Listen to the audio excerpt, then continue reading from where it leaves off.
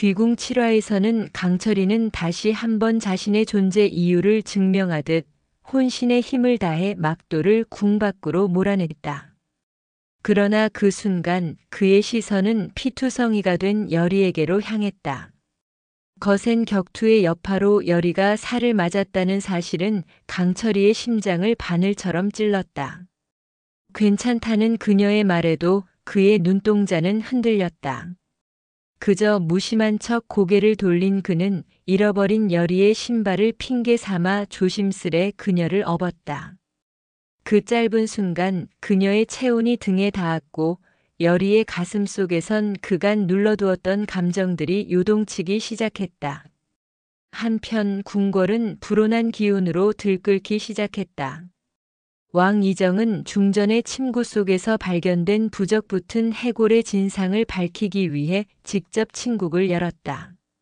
그 결과 범인은 다름 아닌 대비와 오랫동안 내통해온 궁녀 앵두였다. 그러나 진실이 밝혀지기도 전에 앵두는 누군가에 의해 독살당했다. 입막음이자 경고였다. 궁궐 안에 뿌리 내린 어둠은 생각보다 깊고 거셌다. 왕 이정은 그 추악한 손길이 더 이상 궁을 더럽히지 못하게 하겠다는 결심으로 유일하게 신뢰하는 영의정 김봉인에게 앵두의 배후를 파헤치라 명했다. 그의 눈에는 분노와 책임감이 뒤섞여 있었다. 그 시각 대비전에서는 또 다른 음모의 그림자가 짙게 드리워졌다. 그는 주상이 술사를 끌어들여 영인대군을 해쳤다는 날조된 주장을 되풀이하며 대비의 마음을 교묘하게 흔들었다. 반신반의하면서도 대비는 이정에 대한 적의를 더욱 키워갔다. 풍사는 대비전에서 나서며 궁궐 안의 감도는 기이한 기운을 감지했다. 여리 강철이 그리고 새롭게 모습을 드러낸 이무기 비비의 기운이 얽히고 설킨 그 자리에서 그는 중얼거렸다. 그의 눈동자에는 단순한 흥미가 아닌 무언가 더 깊고 위험한 계산이 깃들어 있었다. 한편 여리는 끝내 막돌의 정체를 밝혀내지 못한 채 깊은 수렁에 빠져들고 있었다. 사건의 실마리는 멀기만 했고 궁궐 안은 여전히 음산한 기운으로 가득했다. 그러던 중 여리는 궁 안에서 신발을 훔치며 떠도는 귀신, 이른바 야광귀의 존재를 알아챘다. 야광귀박다운 붙는 눈망울이 큰 아이 귀신으로 무섭기보다 오히려 엉뚱하고 어리숙해 보였다. 여리는 이 귀신이 누군가의 조종을 받아 신발을 훔치고 다닌다는 사실을 직감했고 이를 단서로 원한귀를 부르는 부적을 붙인 자를 찾기로 결심한다. 치밀한 계획 끝에 여리는 결국 야광귀를 붙잡는 데 성공했다. 여리는 마음속에서 피어오르는 두려움을 누르며 본격적인 추적을 시작했다. 하지만 위기는 뜻밖의 방향에서 찾아왔다. 여리가 부적의 정체를 추적하는 동안 대비의 의심이 더욱 깊어져 갔다.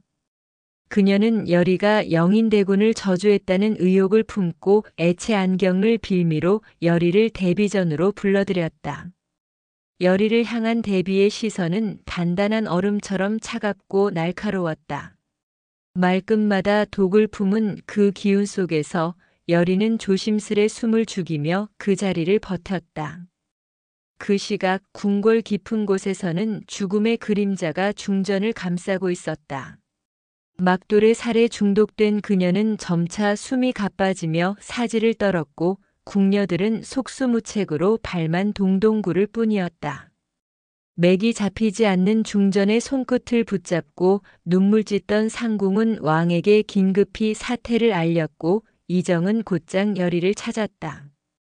여리라면 그녀만이 이 위기를 막을 신락 같은 희망이었다.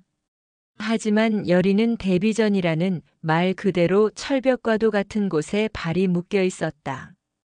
대비는 명분 없는 애정도 설명할 수 없는 기운도 모두 경계하며 여리를 감시 중이었고 중궁전에 향하려는 여리의 발걸음은 거듭 제지당했다. 시간은 야속할 만큼 빠르게 흘렀고 중전의 호흡은 점점 잦아들고 있었다. 결국 이정은 더는 참지 못했다. 왕의 위엄을 내려놓은 채 직접 대비전을 찾았다. 그곳에서 마주한 대비는 싸늘했고 말 한마디마다 날이 서 있었다. 숨막히는 신경전 끝에 이정은 여리를 데리고 나올 수 있었고 두 사람은 숨 돌릴 틈도 없이 중궁전으로 내달렸다. 그러나 반전은 거기서 끝나지 않았다. 중궁전에 도착한 여리는 중전을 마주한 순간 마치 자신에게도 무언가 스며든 듯 갑자기 휘청였다. 피와 살 그리고 사악한 기운의 흔적이 중전의 몸에서 여리의 몸으로 옮겨간 걸까? 그녀의 눈빛이 흐려졌고 입술이 창백하게 질려가며 천천히 바닥에 쓰러졌다. 그녀는 조용히 그리고 위태롭게 숨을 고르며 죽음과 맞서고 있었다. 강철이는 더는 머뭇거릴 수 없다는 판단에 이른다. 강철이는 예상을 뒤엎는 계획을 꺼내놓는다. 바로 왕을 미끼로 삼아 막도를 유인하자는 것이었다. 왕 이정의 눈빛은 즉시 싸늘해졌고 강철이의 멱살을 잡았다. 하지만 밤은 깊었고 그들은 결국 서로의 눈에서 같은 결심을 발견하게 된다. 지켜야 할 존재가 있다. 그것 하나만으로 충분했다. 검은 강가 앞 막돌의 기운이 감지된 그곳에서 왕과 이무기는 차가운 물 안으로 들어갈 각오를 다지며 마주섰다. 묵묵히 밤을 지새우는 동안 두 남자 사이엔 묘한 정적이 감돌았다. 생사를 함께 걸고 있다는 사실만으로도 미묘한 신뢰가 싹트기 시작했다. 겉으로는 전혀 다른 세계에 살았던 두 사람이었지만 그 밤은 같은 운명의 실에 엮여 있었다. 그리고 그 밤은 향후 펼쳐질 피의 대결과 숨겨진 진실들을 향한 거대한 문을 천천히 열고 있었다.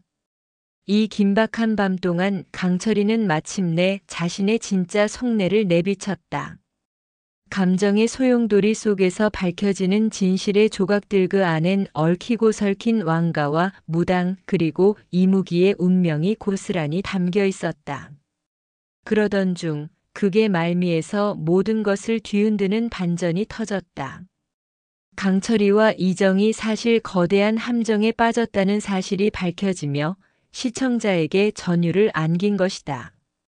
누구도 예상하지 못한 이 배신과 함정은 조용히 쌓여가던 의심의 조각들을 하나로 꿰어내며 폭발했다. 의식을 잃은 채 죽음의 문턱을 오가던 여리는 갑자기 선명한 환영을 보게 된다. 강철이가 막돌에게 정통으로 살을 맞고 쓰러지는 장면이었다. 그 피비린내 나는 광경은 여리의 깊은 혼을 깨우는 전환점이 되었다.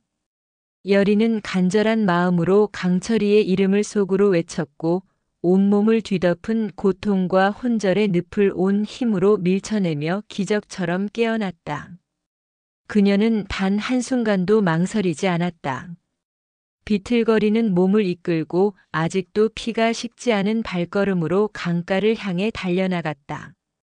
바람은 매섭게 불고 물안개가 자욱한 새벽, 여리의 다른 박질에는 생명과 사랑, 절박함이 뒤섞여 있었다. 한편 날이 밝아오자 초조함을 감추지 못하던 이정은 더는 기다릴 수 없었다. 그는 자리에서 벌떡 일어나 자신의 손을 칼로 그었다. 뚝뚝 떨어지는 피가 강물 위에 붉은 선을 그리며 퍼져나갔다. 그 순간 마치 피의 향기에 이끌린 짐승처럼 강물 아래 어둠 속에 숨어있던 막돌이 모습을 드러냈다. 거대한 기운과 함께 물결이 일렁였고 이정의 발목을 낚아채며 그를 그대로 강물 속으로 끌어내렸다. 소름 끼치도록 순식간에 벌어진 일이었다. 그의 절규, 물살의 파열음 그리고 뒤늦게 강가에 도착한 여리의 비명은 한데 뒤엉켜 화면을 지배하는 긴장감을 최고조로 끌어올렸다. 물속으로 사라진 이정, 함정 속으로 뛰어든 강철, 그리고 살에 중독되어 사경을 헤매는 여리와 중전까지 귀궁은 전 인물들이 절체절명의 위기에 몰리며 숨막히는 클라이맥스를 맞이했다. 이 모든 사건의 배후는 누구인가? 누구의 손에 의해 덫이 쳐졌고 누구의 피가 다시 흐르기 시작한 것인가?